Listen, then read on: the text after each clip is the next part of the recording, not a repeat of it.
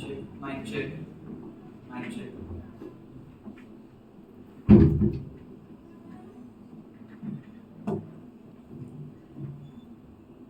Participant, your time starts now. I am one-fifth of the world's population and what today the fifth or sixth largest economy in the world. Forget the history and civilization bit. Everybody knows that.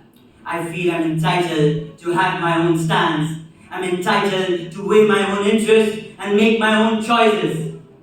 These were the words of Dr. S. Jaishankar, the External Minister of India, when he was asked to pick a side on a global issue at the GlobeSec Summit 2022. And his statements caused shockwaves in the global dynamics. Now just imagine, instead of an international podium, if he would have made this statement from his chair in the parliament or a reputed news channel, would it have reached the walls of White House or the deaf ears of Beijing? And that, my respected chair, is a proof right there why G20 summit is important for India to voice its knowledge as a Vishwaguru. Good morning, respected chair and fellow participants. Today I, a pragmatic youth of young India, stand before you to prove that India's leadership campaign at the G20 summit will not only help us become a Vishwaguru, but will cement a position as a global leader that the free world can follow. This G20 summit has put India into a very unique position. Neither it is influenced by the American manipulation, nor is it sold to the Chinese depths. It's not as self-centered as the European Union, nor is it clueless like Sri Lanka.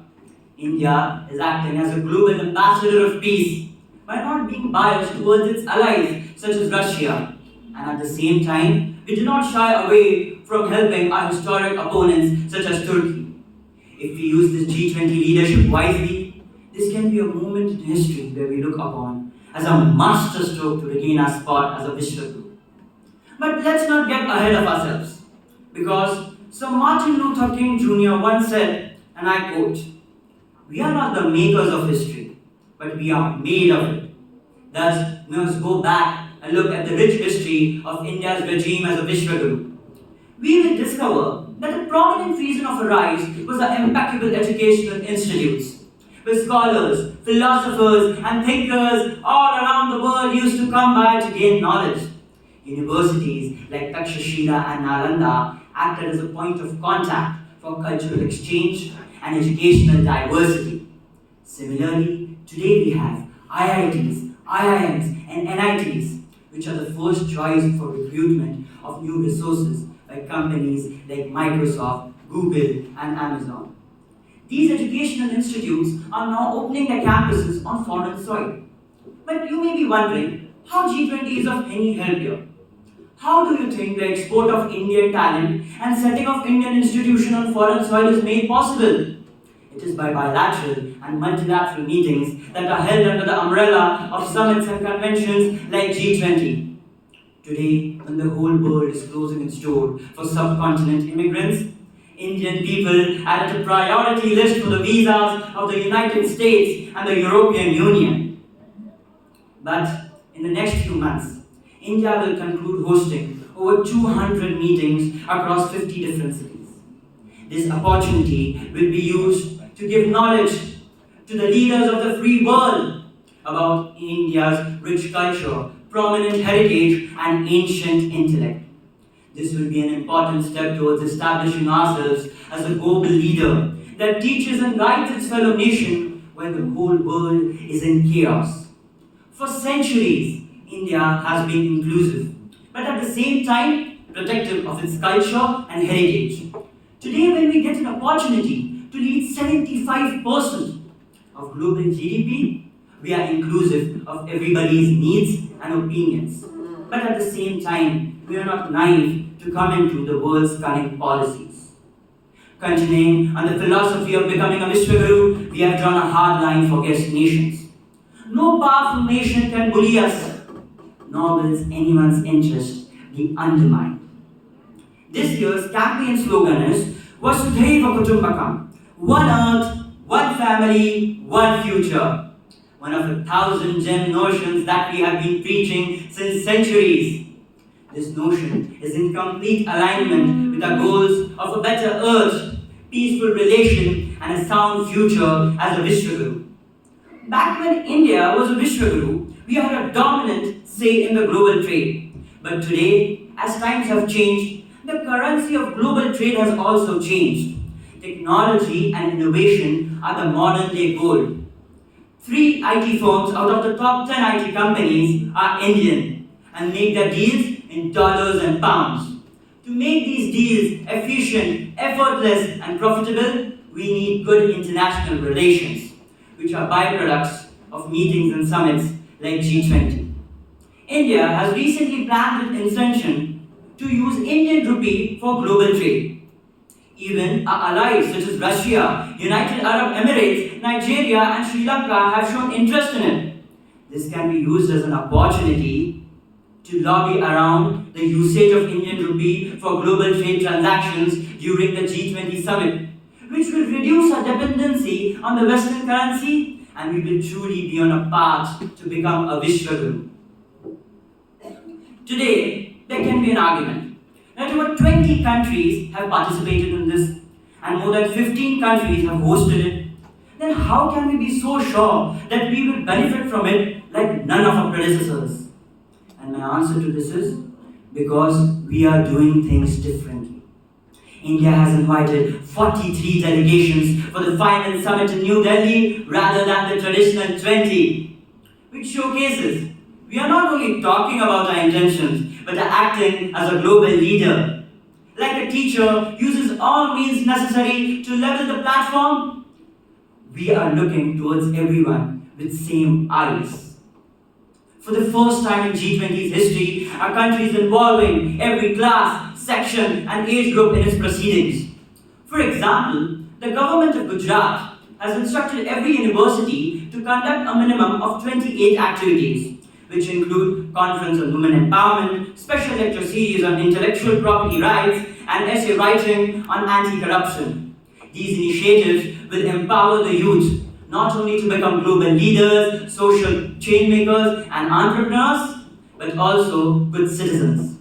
All in all, a better workforce for a better future, backing the Indian dream of becoming a Vishwaguru.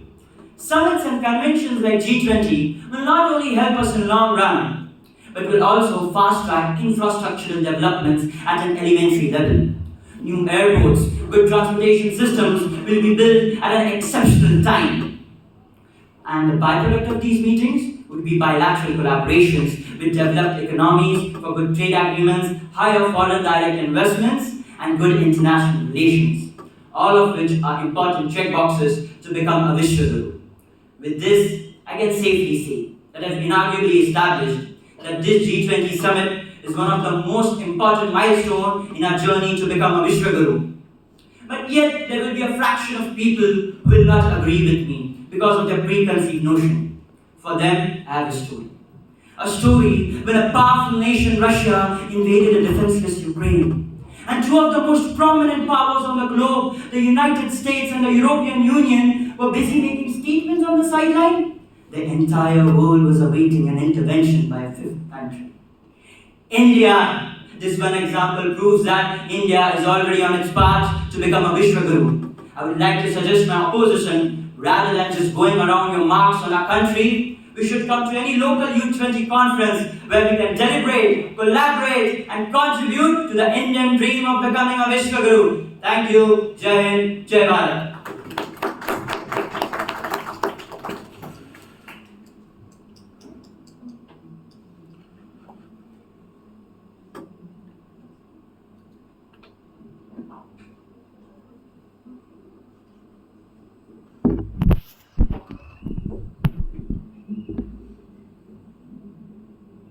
Participants, your time starts now. मैं इस देश के बिगड़े हालात तुमको सुनाने आया हूँ। चिंगारी जो थी छिपी हुई उसे आग बना के लाया हूँ। हाथ है खुद के कटे हुए, महफिल फिर भी सजानी है। इसे खुद शिक्षा की जरूरत है, ये उस देश की कहानी है। विदेशी तोड़-जोड़ नीतियों की कड़वी घूंट पिलाने लाया हूँ। घायल भारत चीख रहा है, चीख सुनाने आया हूँ। सुप्रभात देवी और सज्जनों, मुझसे ठीक पहले मैं एक सूट बूट वाले अंग्रेजी बाबू की जुबानी आपने कुछ कुछ झूठी और मनगढ़ंत कहानियां सुनी हैं। और मैं आत्मनिर्भर भारत का एक जागरूक युवा आज आपको यकीन दिलवाऊंगा कि किस प्रकार G20 नाम के वैश्विक बला भारत को विश्व गुरु बनने में सहायक होना तो दूर और उस मंजिल से उस दूर ले जा रहे हैं। सबसे पहले यह जानना कि आवश्यक है कि विश्व गुरु क्या होता है और उसमें कौन कौन सी गुणवत्ता होती है। एक गुरु का सबसे बड़ा गुण होता है कि वो जो भी प्रचार करे उसका अभ्यास और निर्वहन सबसे पहले वो स्वयं करे। किंतु भारत इस G20 की अध्यक्षता को स्वीकार कर कुछ ऐसे मुद्दों और धारणाओं पर प्रचार करेगा जिसका अभ्यास ना हम अब तक कर पाए हैं और ना ही नजदीकी भविष्य में हम उसका निर्वहन करने में सक्षम होंगे। चलिए उदाहरण लेकर बात करते हैं। इस G20 सम्मेलन का प्रमुख नारा है वसुधैव कुटुंबकम, एक पृथ्वी, एक परिवार, एक भविष्य। पर हम सब जानते हैं कि भारत खुद अनगिनत खंडों और धारणाओं में विभाजित हुआ पड़ा। जिस देश में आए दिन जात पात और धर्म के नाम पे दंगे होते रहते हो, वो पूरे विश्व को एक परिवार बन के रहने की सलाह किस प्रकार दे सकता है। सिर्फ इतना ही नहीं, इस G20 सम्मेलन के तहत कई ऐसी नीतियों पर विचार विमर्श किया जाएगा जिसमें भारत खुद पिछड़े देशों की सूची में आता है। यहाँ बात की जाएगी बेहतर शिक्षा नीतियों की, वही हर साल लाखों भारतीय छात्र अपने घर की छाव छोड़ विदेश पलायन करते हैं। यहाँ बात की जाएगी जलवायु परिवर्तन और बढ़ते प्रदूषण की, वही इसी G20 सम्मेलन की आखिरी और प्रमुख बैठक दिल्ली में आयोजित की गई है, जो आए दिन विश्व के सबसे प्रदूषित शहरों की सूची में अपना स्थान बनाता रहता है।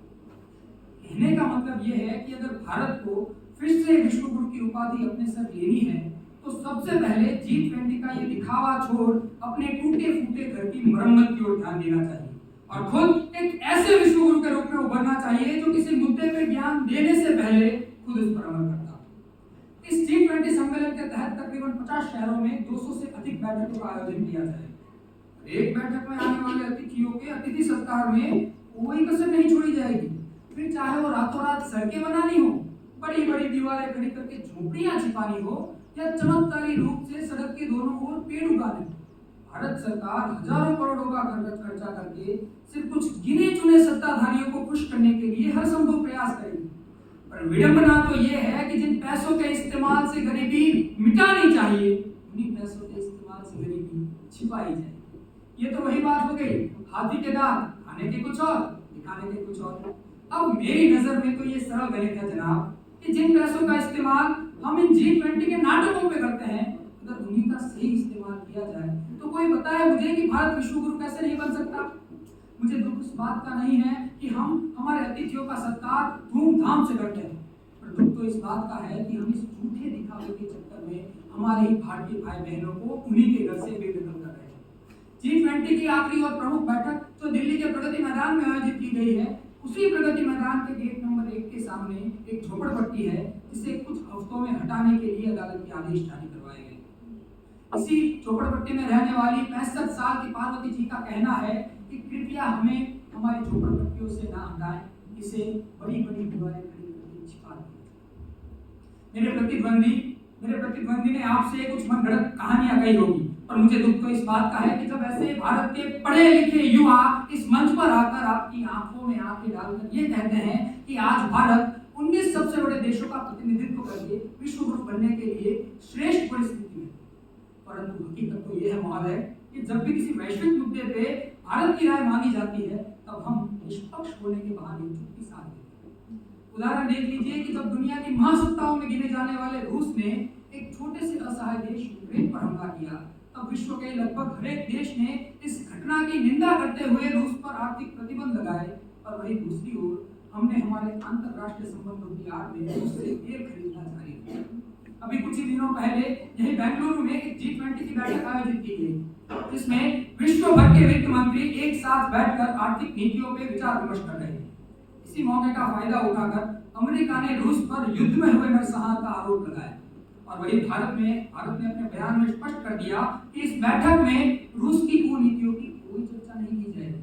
यहाँ तक कि भारत ने अपने पूरे कथन में युद्ध शब्द का प्रयोग तक नहीं किया। एक गुरु का परम कर्तव्य होता है कि वो जरूरत पड़ने पर अपने सबसे प्रिय शिष्य को भी लाठी की फटकार लगाए, और भारत इस G20 सम्मेलन के तहत अध्यक्ष बनकर रूस जैसे बेलगाम घोड़े को एक साथ बैठकर एक ही थाली से खाना खिलाया।